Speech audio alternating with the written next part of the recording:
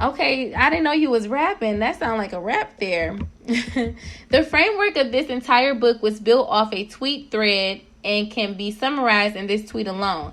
As I was beginning to hear the news of us headed towards and now being in a recession, I immediately began to start researching what to do and what you should do. I've come to the conclusion that in order to help anyone during this time, it's important to help the holistic part of them, not just one component of them. This book is broken down into 3 sections, not chapters. These 3 sections are the philosophy of how I personally choose to live my life and have created success. I believe these are the ultimate layers of what a successful life looks like. These 3 pillars are wellness, work, and wealth. Wellness to me equates to the spirit, mind, and body. It's like Lauryn Hill says, how you gonna win if you ain't right within? That's something I really looked to heart when I heard it. That's something I really took to heart when I heard it. I don't just base my life on materialistic success and accomplishments. If we aren't whole within ourselves yet, we've amassed a large sum of money. We haven't won, we've lost. This recession won't just affect your pockets, it will affect your wellness. So the first thing we'll touch on is the mental framework you need to thrive during this recession. Work to me is the purpose of your life. A man or woman can merely just work a meaningless job, or they can work their purpose. My goal in this book is to give starter ideas that can help you start or continue to flow in the lane of your purpose work. Wealth to me is subjective. Many have different definitions. However, in this content, we are covering financial wealth. The most important thing anyone can do right now is learn the core fundamentals of financial literacy and the habits/disciplines that are required to build wealth for you and your family. This is not because of materialism, even though that's what drives some people. To me, it's about the power of choice you have when you have access to funds and can do as you please to take care of yourself, your family, and give back to your community. And that's what we touch on here, the basic frameworks and disciplines. Some of you may need parts of this book, and I encourage you to eat the meat and throw the bones away. Some of you need all of this book, and I look forward to you getting it. No matter what stage you're in or what you need this for, I just want you to know that I genuinely gave what I feel like can help those of you who fit the specific description of who I wrote this book for and your families. I'm praying for you during the time of this recession, and always remember to enjoy your journey home. Your brother, Jahleel C. All right, guys, that was the introduction. So it says, affirm. I will take immediate action on the information I get from this book. So affirm that, guys. I will take immediate action on the information I get on this book. So we're going to read the first section, which is wellness. Section 1, wellness. And it says mindset. The exact mental state you need to thrive during a recession. Let's get right to it. The reason why people don't thrive in times of a recession and calamity, write that down, guys. If you know what it means, you don't have to write it down. But if you don't, baby, write it down so we can look it up. And then I'll post it on my story, like all the keywords. Calamity is due to their perspective/mindset. This isn't mindset fluff, it's facts. People will become financially unwell and go into survival mode during this time because they lack perspective.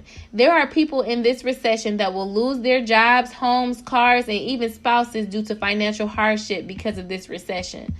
The worst part about this is that failing to understand the things mentioned above from the proper perspective will result in you being one of these people if you don't digest and take action on the words I'm writing. Now, some of you I can't blame because unfortunately you have never been exposed to the truth. That truth is we are in control of how we respond to the life that is happening to us, even though we can't control every aspect of life happening to us. We can't continue to observe life seasons from the wrong lens as it creates a blurred view of actual possibility. Instead of seeing things in the way they could be, people see things as what they are and what's showing up directly in front of them. This mentality holds them back to reiterate This will be the number one reason why there will be so many personal and company financial downfalls within the economy during this time. I like to offer you a different perspective that can help you and your family see this recessional season as an opportunity rather than an unfortunate scenario, and ultimately create the kind of wealth that can be passed down through generations. This will be your opportunity to thrive, not survive.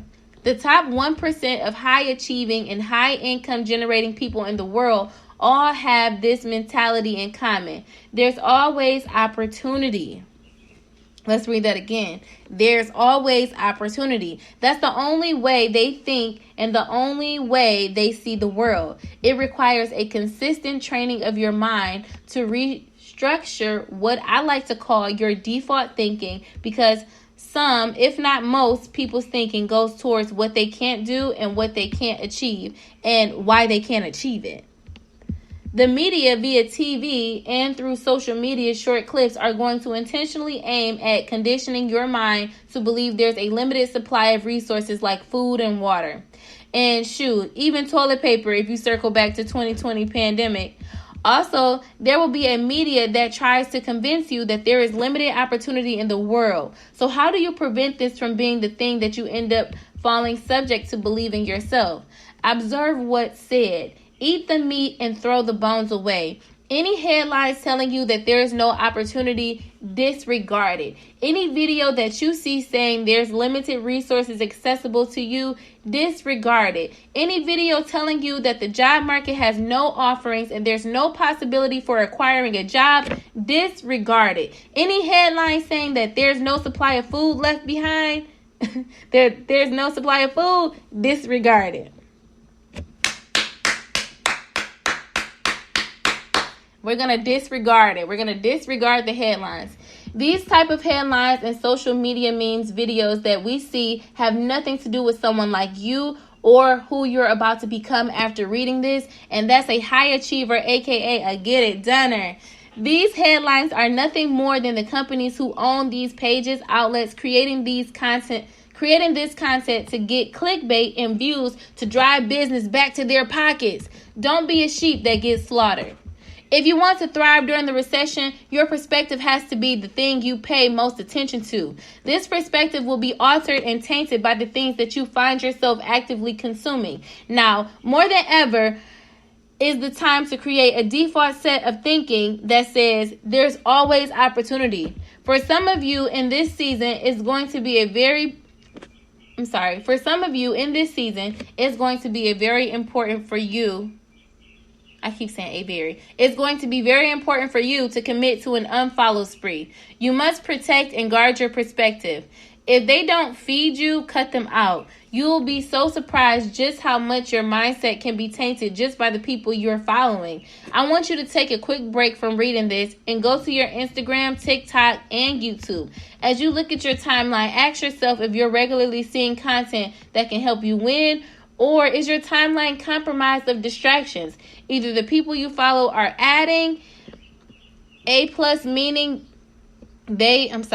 Either the people you follow are adding a plus, meaning they add value to your life, or a minus, meaning they are taking away from your life. We're still on mindset, guys. There's two ways that people will look at the market resetting itself. One way will be that people think the world is on fire and that they think they're about to lose everything and there's no opportunity out there because of massive layoffs and inflation, which will cause people to feel hopeless. Another way will be people feel there's nothing but prime opportunity. Let's look at it like this. One person panics at the thought of losing their job. Another person says, I could start a business helping other people who are about to get fired from their job. Get another one by starting a resume creation business. I'm getting so hyped right now because recently I was helping someone who had previously been incarcerated fill out a job application, and they had no clue what to say and how to say it. So I was able to help them. Like it asked them, why did they leave their previous job? And they said, I messed up my foot. And I said, no, you want to put work injury. It's a way to say these things. So I'm super excited about reading this, because I'm like, I need to start a program where I help people who've been incarcerated complete resumes. And I don't mind sharing this, because if someone wants to, join in on this idea, they need it. These people are going to need it, because imagine being incarcerated for something you did 20 years ago and coming out into a recession. It's going to be extremely hard for that person, and either they resort to more crime, or either they go down the right path and they take in the resources and they become a better person, or they start their own business. So this is so good. I love it. It's the small shift in perspective that opens up opportunities that can be created. This one example of many perspective shifts that you can apply. So that was page 30. Stay tuned for the rest of the reading. I will be back on tomorrow so we can go through pages 31 to 61. All right, guys, have a good one.